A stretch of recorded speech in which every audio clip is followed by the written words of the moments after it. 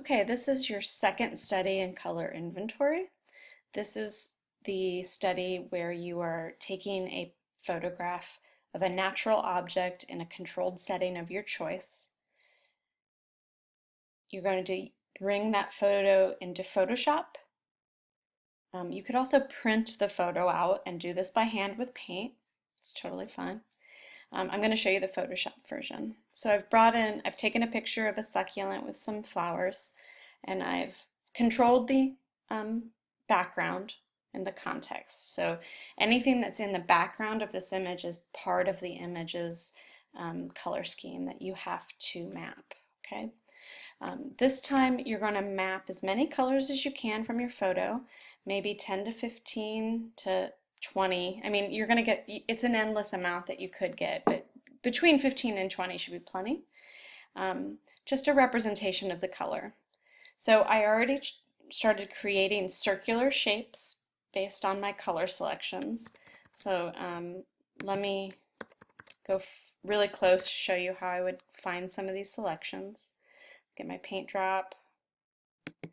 I'll grab, I think I already have that violet. Let me get that brown. I don't think I have that brown represented.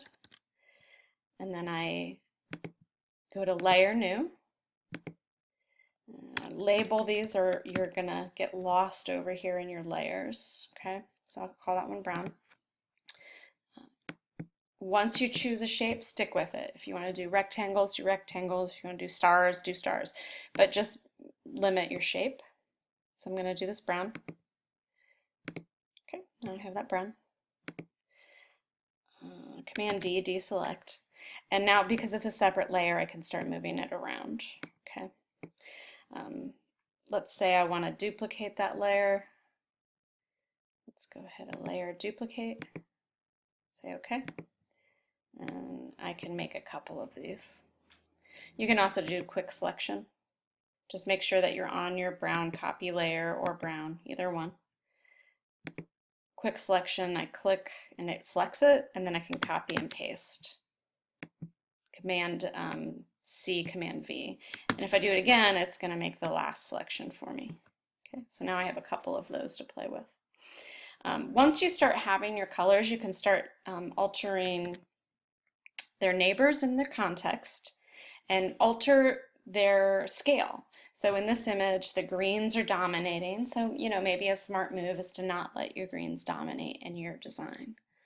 Also, the greens and the violets and the light greens and some of the blush pinks are all in the succulent. They're all grouped together. So in your design, maybe you should not group them together. Okay, so try to alter some of these appearances in order to change the appearance of the composition.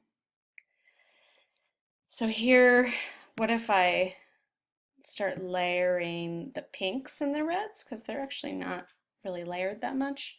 Now my pink is behind because it is below. So you can also go to Layer Arrange, and I could bring it to the front. It'll pop it forward for you so that you don't have to manipulate them over here.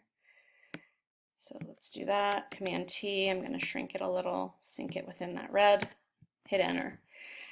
So I'm starting to play with my backgrounds too. I'm removing that white because the white was dominant. So I thought it would be better to have a different background than the white dominant on the left image. I'm also, let's go pop that forward. Layer Arrange front. So I'm starting to kind of layer these in interesting ways that don't look like this image. So let's take the green over into the yellows maybe.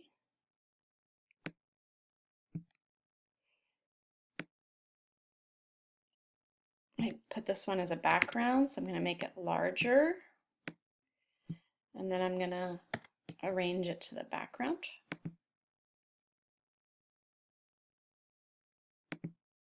Okay. That's nice. I'm going to remove this one from that green though. I think it needs to get away from that. Maybe over here. If you hold Shift and touch multiple layers, what they're doing is highlighting all of those layers together. So maybe I like this grouping. So I held Shift, moved my cursor, and clicked while I was holding Shift. And what that did was combine these layers. And I can also permanently combine those layers. So let's go ahead and merge those layers together. And now when I move it, it's going to move as one, which is helpful. So if you do have an arrangement you like, you might want to merge those layers in order to keep that combination that you like. So kind of like this. So I clicked on that with my move tool, hold Shift and click on the orange, and then the white, and it's highlighted all three. And now I can layer merge. And now when I move that, well, it's merged this with it, but that's fine. I can move them together. So I'm starting to kind of create some layers that I like by merging them. Let's change the scale of that. Hit enter. So I think that's kind of nice. That doesn't really occur too much. And then let's put maybe a pink behind it, because that well, maybe a violet. Ooh, this is good. So the violet from the succulent actually looks like a gray in its natural image, but over here on the yellow, it's looking really purple because of the complementary color. So I'm going to go ahead and increase the scale there.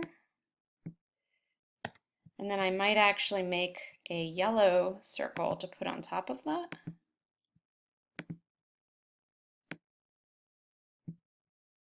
And I'll really increase that appearance of the violet in that color. And that's definitely not happening over here very often. So I really like that combination. So I'm going to click on the yellow, click on the violet, and merge those.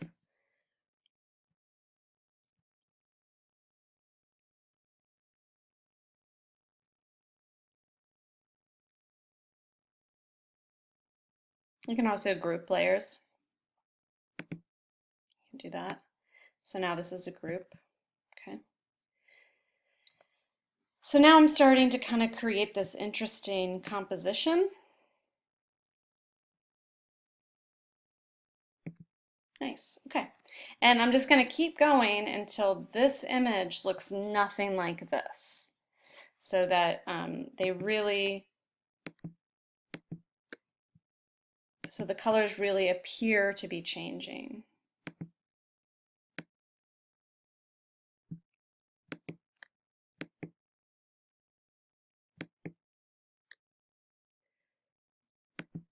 Okay. Those are grouped.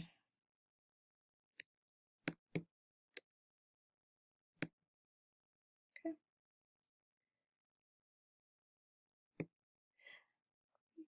So now we can also duplicate that layer.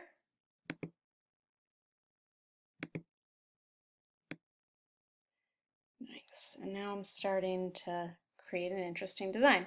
Let's send this to the back. Backward, we'll just send it once. Back will go all the way to the back. That's the difference. Okay, nice. So like that. Oops.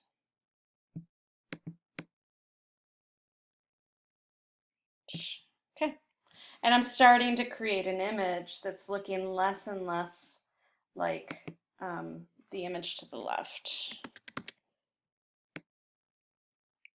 Send that to the back. I'm just trying to get rid of my background. Okay, nice. So now at least I have the whole image covered.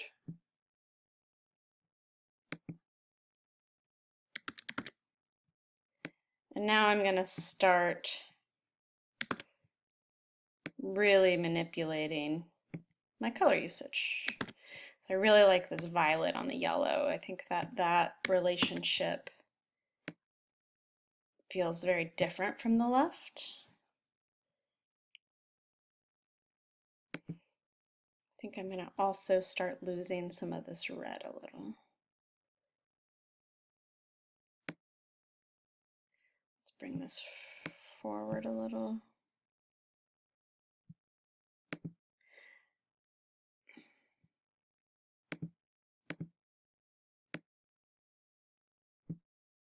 And then just keep playing and keep moving your color or duplicating the color until you really feel like you've altered the appearance of this color scheme. So it does not look like this one. And I think we're getting there. I feel like I'm really highlighting colors in my design scheme that were diminished in this. And that's sort of the aim, is to really make this feel very, very different than the original. Okay. Have fun with your final design. You can use as many shapes as you want. You can duplicate the colors as many times as you want or as few. So if one color is really used over here, you might really diminish the use over here. Okay, that's your second study for color inventory.